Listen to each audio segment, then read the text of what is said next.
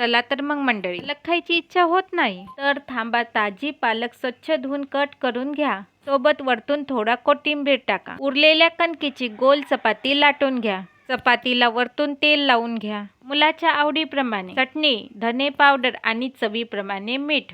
हो, वरतून थोडी पालक टाकायची बरं. आता बघा, व्हिडिओत दिसते तसे त्याचे काप करून घ्यायचे आणि गोल गोल चक्र बनवायचं. एकावर एक चक्र ठेवून गोल गोल फिरवत राहायचं. या ठिकाणी दोन्ही हाताच्या मंदात घेऊन छान असं प्रेस करायचं. हा महाराष्ट्रीयन पराठा. इथे बघा, वरतून छान हलक्या हाताने दाबून घ्यायचं आणि थोडं पीठ लावून हलक्या हाताने सॉफ्ट असं लाटून घ्यायचं. हेल्दी, टेस्टी, मुलाच्या डब्यासाठी परफेक्ट. तव्याला थोडं तूप लावा. तव्यावर पराठा टाका आणि दोन्ही साईडनं खरपूस असा भाजून घ्या. लालसर रंग बघून आधीच भूक लागणार. शमने भरलेला पराठा तयार. ही रेसिपी आवडली असेल तर आपल्या चॅनलला नक्की सबस्क्राईब करा.